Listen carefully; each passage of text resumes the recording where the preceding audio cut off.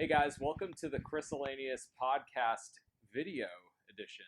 This is the first episode of hopefully a long series of nonsensical interviews and chit chat and what have you. So today my very first guest is a very important person, and I'm very proud to have Riley Long as my guest. Hello, Riley. Hi. Thanks for coming all the way over here. For sure. From my bedroom, like 10 feet away. Yeah. Yeah. So Riley is my stepdaughter to be, and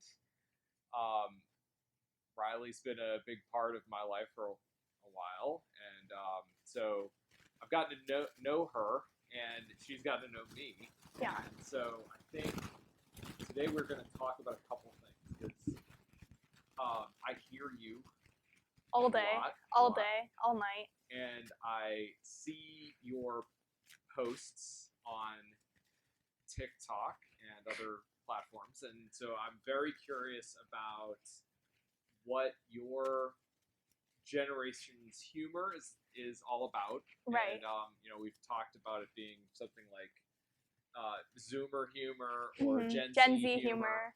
And I think I know what that means, but we have a big audience. Yeah, for sure. That really needs to understand what it is that drives you Gen Zers and your weird sense of humor. Okay. And then maybe we'll just kind of see where we go, and we'll wrap up hopefully in the 20-minute time frame that I like to keep the podcast at. So, all right, first things first. Why don't you tell us a little bit about who you are, and what you're interested in, and kind of what gravitated to you to social media and that type of thing. Well, I don't know. Like, I've always been around social media because both, like, I don't know, I'm like a fetus. I'm literally like 14 years old, so it's just always been around. So I got like Instagram and stuff like that when I was really young, like 9. Probably wasn't a good idea. I very much regret many of the things I have posted in the past, just because it's cringy. Like, you look at that and you're like... Okay, so hold on a sec. So what is cringy? Okay, cringy is just something when you see that and you're just like, oh my god, like, I'm literally gonna kill myself. Like, that is disgusting. Like, you look at it and you hate it. It's just not okay. So embarrassing? Would that be a synonym? Yeah, okay. I would say, yeah. All right, and then let's step back. So you're going into your freshman year in high school. Yes. In probably the weirdest time that any of us have ever experienced. I mean, I'm not a boomer. No. And I don't. He doesn't radiate boomer energy. That's what I was looking for. Yes. Yeah. So it's definitely not a boomer. No. But not a millennial either. I have never experienced anything like this before, and I can imagine what it feels like getting ready to go into high school, knowing that you don't know when it's starting, how it's starting. I mean, we were just having discussions about that downstairs. Because, like, it's already a big change, like, going to high school and stuff, and it was already kind of like, I didn't really know what to expect, but now with the pandemic and everything, like, I don't even know, like, if I'm even going this year at all or anything like that. So it's really weird. It's really weird. And then finishing 8th grade, just what feels like weeks ago, but it was a couple months ago. What was that like? Because you were in middle school and you were in that gifted program. Yeah. And it was a pretty tight-knit group of folks, and then all of a sudden you kind of can't see them anymore, and everything shifts online, and like, talk a little bit about that. Yeah, I mean, it was really weird, like, going, because at school I see the same people every single day, and it's very just like routine and stuff, and then like it just kind of stopped because we had spring break, so it was fine, and then they extended the spring break, and then they just like were like, okay, school's closed for the year. Yeah, it's like they were just kicking the can down the road. Yeah, and it was like really weird because a lot of my teachers like weren't super good with technology. Right. So well, no one's trained for this. Yeah, so like it was like really difficult to do online classes and stuff. And then I was like super motivated to work at first just because like I was bored at home and I had nothing else to do. You're bored in the house. and you're in the house bored. Yeah. And so I like worked a lot on that, on online school, just to keep me occupied. But then like it kind of came to a point where I just like didn't feel like doing it anymore, which like isn't good. But I don't know. It was just like, because like one of the best parts of school is like the social aspect of it and being able to see everyone. And so not having that, it was just kind of like the worst parts of school just at home. Yeah, I can imagine that would be hard. Yeah. So talk a little bit about outlets. So knowing that you were kind of kept away from your friends and you didn't have that school social aspect, and meanwhile you're trapped with your parents and bonus dad all day long because we couldn't go to work. I sense that TikTok was sort of something that allowed you to express yourself. Oh, for sure. Because I don't know, I feel like during like this quarantine situation, TikTok has just like not only been like a source of entertainment, because I do spend like all day on that app. It's kind of an issue, but also it's been very like influential, I feel like, if that makes sense. Like I feel like I've found a lot of new things to do with TikTok, like because I spend so much time on it. I've found like new music to listen to, and like I completely like redid my room, and a lot of that inspiration was from TikTok. And, like I've kind of been working on like dressing differently, stuff like that. Yes. And like that's all your aesthetic. My aesthetic, as my just like call it. Yeah, my aesthetic, my vibe in general. Yes. Just like a lot of that has come from TikTok, I Right. think. So, and since I'm home and I have nothing else to do, I've just been like working on stuff like that. So. Yeah. All right. So going into TikTok a little deeper, because your mom and I have gotten involved in TikTok, and it's a different version, and you talk about there's different TikToks. Yeah. Okay. So there is. So there is like many different sides of TikTok, I've noticed, because like even all my friends, like if we watch TikTok on their phone, it's like it's different from what it is on my phone. So some of like the main categories, I would say, so there's like straight TikTok, which is what like a lot of people call it for some reason, and that's like the basic like dancing. So it's like unaided TikTok. Like okay, so it's just like that you expect TikTok right. So it's like dancing videos and just like weird, like basic overdone jokes, I would say. Yes. And then there's this thing, it's called alt TikTok, and like that's the one I'm curious about, because I hear you talk about that a lot and I don't understand. So alt TikTok kind of became like, so alt TikTok has always been there. Yes. Like you could always be on that side of TikTok. But more recently, like a few months ago, people started making a bigger deal about it. Like, oh, are you on alt TikTok or are you on straight TikTok? And like, it was really funny at first, I think, and a lot of the humor on it, it's like it doesn't make sense. Like you go on and like it's just really weird things. Like really, like I saw this one video and it was like Kermit, like from the Muppets, hanging on like on a string from a ceiling fan, like spinning, and then the saturation like of the video was turned all the way up, and it played like really weird like alien music in the background. And so like that's kind of what alt TikTok is. It's just like unexplainable. It's really weird. But lately, alt TikTok has not been as fun, I would say, because people have started like gatekeeping on it, and I don't know if so. Like, what is gatekeeping? So gatekeeping is kind of like they're keeping it for themselves. So basically, they're like, "Oh, you're not even on alt TikTok. Like, do you even know this? Like, name this. Like, name 5 alt TikTok trends."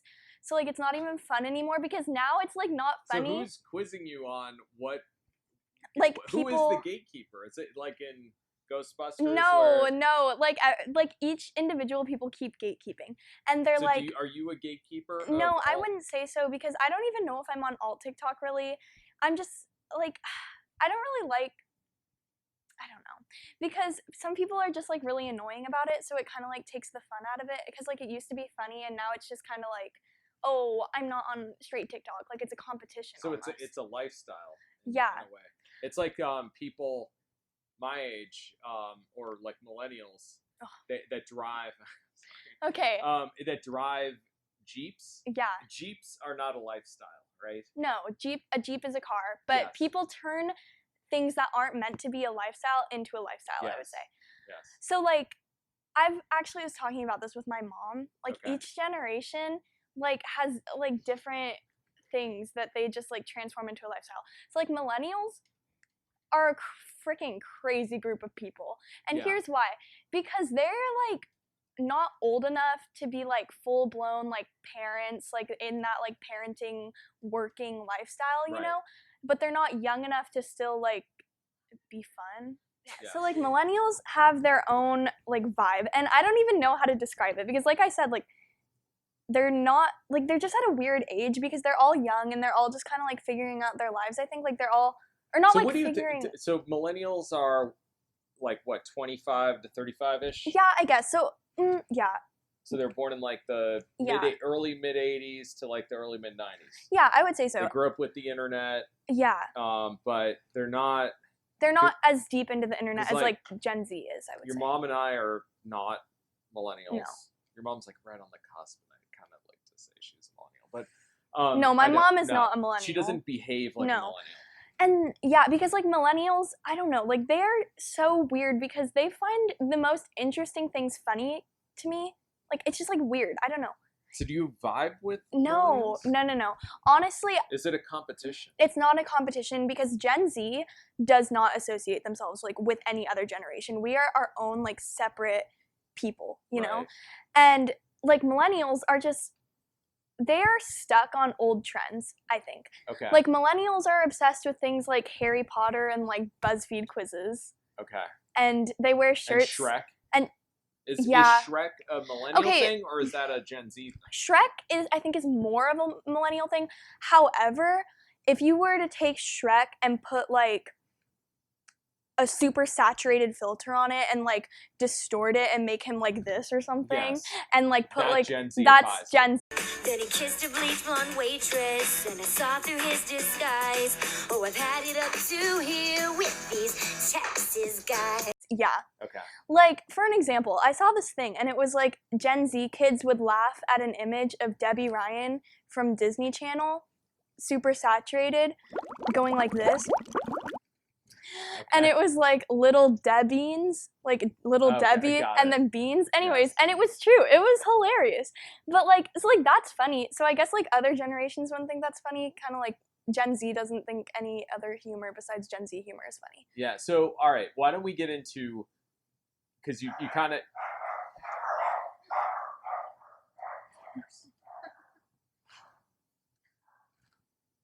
I need a studio. Yeah. I think I might leave that in. Dogs. Like, why? Dogs are... Why have dogs? Should we even have dogs? Is that like animal cruelty? Like to like keep dogs like contained in a house? I don't understand the barking all day long. No. I mean, what are they going to do? Like they don't take action. All they do is make noise. Maybe it's because they can't take action. Like dogs... Is it because they don't have thumbs? And they're just, I don't think they have the brain capacity for that. Yeah. Well, because like dogs barking at random things is like the same as like when people like drive past cows and are like, oh, cows. It's like natural instinct. Yes. You know? Yes. Okay. Well, I don't know if we can edit the dog part out, but who cares? We'll see. Know what? It's okay. This is very raw. It adds flavor to the video. All right, so let's get into Zoomer humor because our Gen Z humor because you've touched on a little bit about it. You know, as far as like taking an image, oversaturating it, distorting it, and then making it so like no one understands it. No one understands it except our people. Yes. Like I will show. Okay, my mom and you, Chris, are a little bit more familiar, I think, with Gen Z humor just because, like, I've, like, trained you. We're exposed to it via your odd... Yeah, but, like, my dad, like, I'll show my dad, like, things that I find funny, and he's like, what is that? But then he laughs at, like, jokes about, like, I don't even know, like, weird things, so it's just, Everybody has a little bit different brand. Yeah, And, you know, I think... my job and the people I work with kind of moved me a little bit toward modern humor because, you know, I have a team that runs social media. And they're all younger. We're all, like, you know, I have 20-year-olds on my team. And so they keep me apprised of what's current. And then, you know, you obviously overwhelm the brain with the amount of information that you bring in to the house. So Yeah. so I feel very well equipped to know enough, and I know there's a lot more I don't know. Oh yeah, but that's okay. Yeah, it's okay. I think I have plenty of picture. Yeah. Okay, so do you want me to touch more on like Gen Z humor? Yeah. Okay. So let's do that. So like I said before, like there's a lot of those just weird images, and then there's also another thing is just like a lot of very unsettling things. Like people will post the weirdest things, like really just weird, creepy things, but like add like shoddy's like a melody in my head, and then it's funny, Okay. Like just really weird things. So that's like the more like not understandable part of Gen Z humor. But then would that be non-traditional Gen Z? No, that is still very traditional Gen Z. All right. But like that's just like one side of it. Another, like a very big side of it, the other more like common, I think, approach to Gen Z humor is like I don't know how to say this. So like Gen Z very much has that like I don't care attitude towards things, I think, except when it comes to like very big like political issues or something like that, because I feel like Gen Z is very passionate about things and like they're not afraid to like speak up about things like that, just because I feel like our generation is so informed, like we have so much like resources to be informed about things. But anyways, like I was saying, so like Gen Z doesn't really, kind of has just like an I don't care type of outlook on life. So I think a lot of Gen Z humor comes from like trauma and stuff that they've experienced, like as. But what trauma though? No, like you don't understand. I think your childhood is a very like influential part of like. Maybe it's the trauma of being exposed to so much information. No, I really think so. Like we were all exposed at things at such a young age. Like having social media so young. Yeah, like, you become desensitized. Exactly. So we joke a lot about things that are sometimes like, oh, maybe I shouldn't joke about that. Yeah, right. And like I don't know. Well, so one area that I've noticed that I think Gen Z has leveraged what they know and what they've become skilled at with social media and used it for good in civic action. So there's been a lot of Gen Z-ification of political statements. Yeah. And that's been fascinating because as someone that's seen more than enough elections in my lifetime to know kind of how they typically go, this one's very different. So maybe talk a little bit about how you've embraced Gen Z humor and your mindset to take action. Right. Okay. So TikTok is a huge platform for Gen Z, and it's a way that you can like reach a lot of people because like the For You page, they're 15-second videos, so you can watch hundreds of videos in a day, So a lot of people talk about like current political things on their TikTok platforms, but they use it in a way to make it like funny or entertaining. So I think that's how Gen Z gets so engaged in things like that, is that they're able to like make not make fun of it because it's still like serious and important to them, but like, that's almost like the language is the humor. Yeah, exactly. Like with the Black Lives Matter movement that's going on, a lot of like Gen Z have associated like fun, more like humorous things with it, and I think that draws a lot of attention for like younger people to be engaged. It certainly has increased awareness. I mean, exactly, I could think of when I was 14, 15, I think that was when Bill Clinton was running against George H.W. Bush, and I had zero interest in that at all. So I think, what like making politics funny helps get kids interested. And that's kind of, I mean, in the 80s and 90s, there was a lot of satire around politics, but it was geared towards adults. Yeah. There was never anything for children.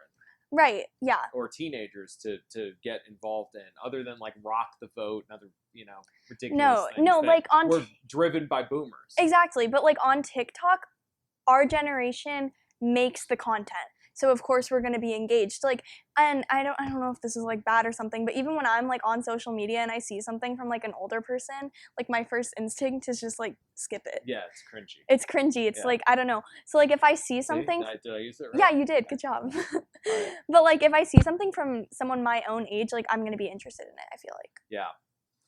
Okay. Well, we're gonna try to wrap because I like the 20-minute window. Yeah. So what's we've lived in this house together for like what 2.5 years or so. Yeah. Like what are 2 things that you find most annoying about me? About you? Yeah. And it's okay. You can say whatever you want.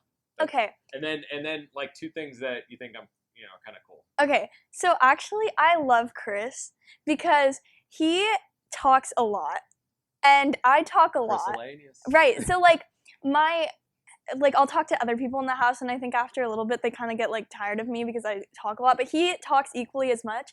So we can have conversations that go like 100 miles per hour. Like we're just like talking back and like forth. right now. Yeah. And like I feel like this doesn't even show like.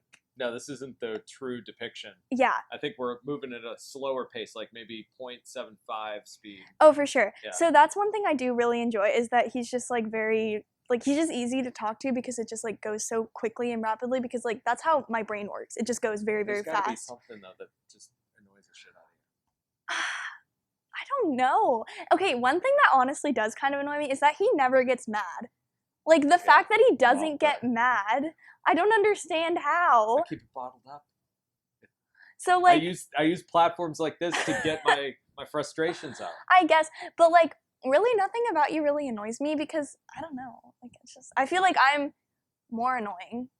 So like I can't like think you're annoying. I feel the same way about you because again, I talk a lot and I know no matter what's going on, if I have a lot of thoughts and words to spew out, that you are a willing recipient of receiving them. Yeah. Yes. So, okay, well, we will need to do this again. Oh, for sure. And since this is the first YouTube video, and it's also going to be a podcast episode, we need to do a couple things. We need you to smash the like button. Ooh. We need you to subscribe, and we need you to rate us on your favorite podcast app. And then write in the comments. There's so many actions that you can take right now with this format. There's so much you can do. There is so much. This is singing in cursive or talking There's in cursive. okay. So please, for the audience. Okay, ready? Because this is a public service announcement. I need you to explain cursive singing and then demonstrate it. So first tell me what it means. So cursive singing is something that I think a lot of more like indie alternative singers, I would say, like Grace Vanderwaal. Is that her name? She's a whole different breed though. Yeah. But so I think it's like a technique I guess a lot of people use, and it wasn't necessarily like a joke until Gen Z made it a joke. Right. And now, okay, it's sad because another part of Gen Z humor is that like we won't hesitate to like make fun of people, but we also like don't like bullying people. But it's like, okay, so if you make fun of people and they're like okay with it and they'll like make fun of you back, then it's okay and it's funny. But like if they're offended, then like that's not One good. of the best descriptions I've heard of a Gen Zer is they will throat punch a racist, but they will not order their own ranch dressing. No, exactly. Yeah. No, because like it's true. Like we wake up in the morning, we get our freaking like iced coffee or whatever. I don't drink coffee, but like a lot of people, and then they we'll get there. And then they get up and they freaking go on Twitter and like harass racist people. Like they will like not stand for that or like anything like that. Right. But then like they're not gonna like be bullies to people, you know. Right. So unless like or there's they will a constantly reason. bully. Or ironically. but it's like it's ironic, it's joking. Right. So Gen Z has kind of turned like cursive singing like into like they kind of like make fun of it. So now it's just like a funny thing that like people do. So all right, now you have to demonstrate what this is. Okay, so I'll talk in cursive. Okay. Make sure you like the video and you comment down below. Make sure you share the video with all your friends and just have a great day. There it is. So thank you, Riley. Yes. This is wonderful. perfect way to kick this thing off. Oh, for sure. And I am so grateful that you are my first guest. So we will be back again next week, broadcasting from an undisclosed location in California. We will be taking our summer vacation quarantine edition. And until then, we will catch you later.